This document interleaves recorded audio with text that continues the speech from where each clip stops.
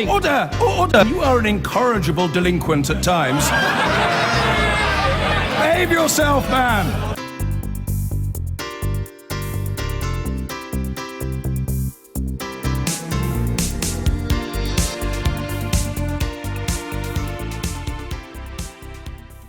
So what's in store for us this week? Well, there's the small matter of George Osborne's budget. We've talked about that. There's another EU summit. There always is these days. And the political diary, of course, is jam-packed with EU referendum events. So let's hear more of that from our political panel. We're also joined by the Conservative MP and Brexit campaigner, David Davis. 100 days to go, David Davis. Where are we at the moment in this campaign? Well, just on the polling, we're sort of in balance with a very large number of uncertains. I think, to be fair, what's happened in the last few weeks has been sort of dominated by the flow of events. I mean, the most recent example, Turkey. And that's what's dominated people's minds, and that's what's actually going to happen, I think, for most of the next 100 days. There are going to be events like that, which are going to force people to one point of view or another. And in that case, Turkey's about security, about immigration, and so on.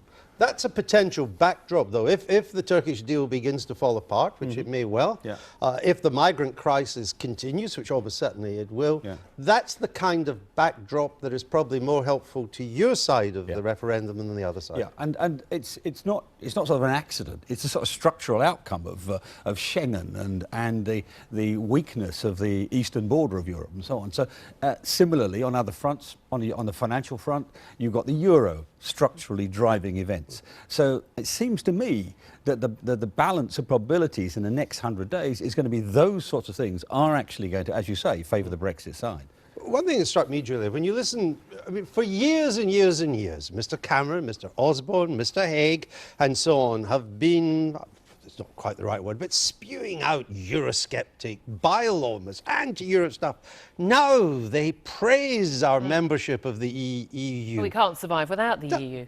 Doesn't that risk jarring a bit with the electorate? Not risk, I think it already is. I think it's absurd. We had a situation where the Prime Minister made a big speech at Chatham House last November, openly stating that, yes, look, if he couldn't get the reforms that he was going for, even though they were absurdly little demands anyway, he would consider the alternative. Everything was on the table, i.e., in two options, he would consider campaigning to vote to leave. And now we're told, if we left Britain, I mean, virtually catastrophic, plagues of locusts, economic collapse overnight, we'd probably all die.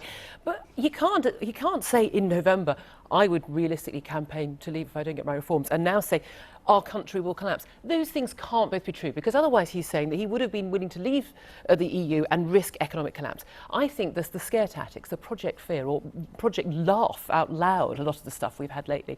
I think it's been very damaging, not just to well, it's been damaging for people like me who want Brexit, but it's also very, very damaging to the Conservative Party and to unity within the government. I'll come on to that in a minute. How do you see the campaign going? I mean, it has, I would suggest, been largely dominated by the Vote Remain, who've got their act together. It's more coherent, rather than the Vote Leave, which is still yet to form a coherent position.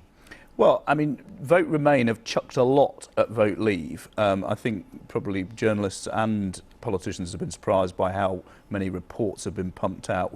But they're in danger of using up all their arguments before this race has got going.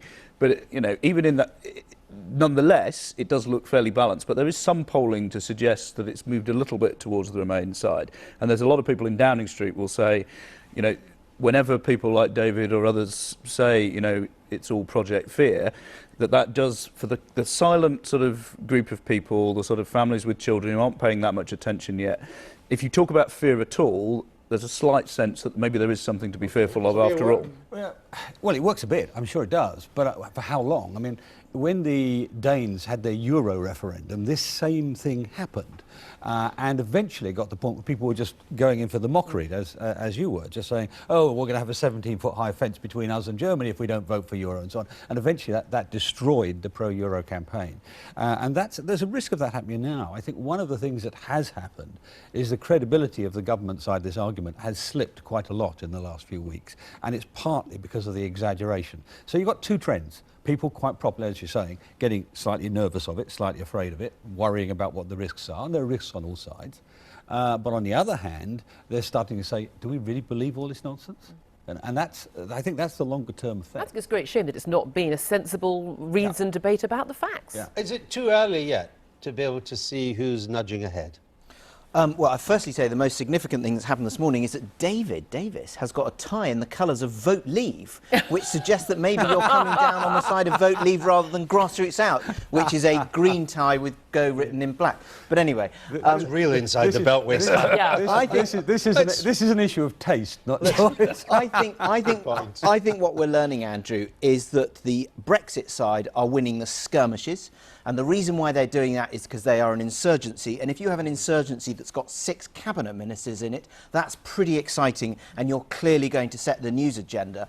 The battle and the overall war, you would assume that Remain are nudging ahead because the polling after the Prime Minister's deal suggested that voters were impressed by that. But Vote Leave, who at the moment are the main campaign to take the UK out, have an incredibly simple and an incredibly powerful message.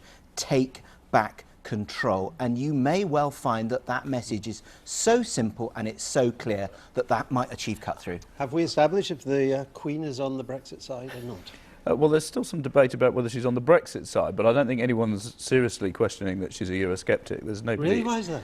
Well, even at the Palace, they're not actually disputing that in the complaint they've made about the story in The Sun last week. People around the Queen say that, you know, she's been making these comments for a long time. Cabinet ministers have told me that they've heard similar things. You know, this is a woman who puts the Commonwealth, you know, above all things, and that is a, you know, a competing force for the European Union. There are people who say that she takes her coronation oaths very seriously, which talk about defending the laws and traditions of this country rather than any other. Brexit necessarily, but Eurosceptic. That seems pretty incontrovertible, and privately, the Palace and Number 10 are not really disputing that at all. Can I say how hard this is for Republicans like me who support Brexit? That actually it's great to have the Queen on side, and yet I'd like her to just have one vote the same as me. But she hasn't got any vote. Yes, no, exactly. She hasn't got any vote at all. So I'm a privy councillor. I get my head cut off if I say anything. No, I'm not going to ask you about the Queen.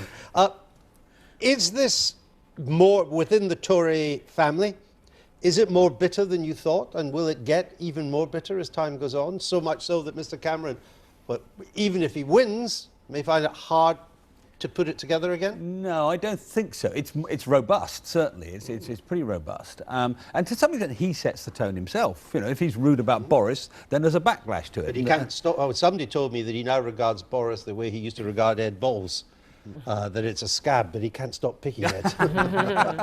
Well, I won't go into the biological details of that. But what's interesting about this is, unlike past parliamentary battles, Maastricht most famously, but others too, this is outside the House, and so that actually takes quite a lot of the poison out of it.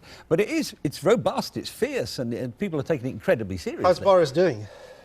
Pretty well, but he's Boris. Boris is Boris. You know, what's his real value? His real value is he draws attention to the issue. He adds a little bit of credibility to it, but he also makes the odd mistake along the way. But everybody forgives him for it. So, on balance, a very, very useful and important. Is that cross-party appeal? The fact that he has won twice in a city which is a Labour voting city. Absolutely.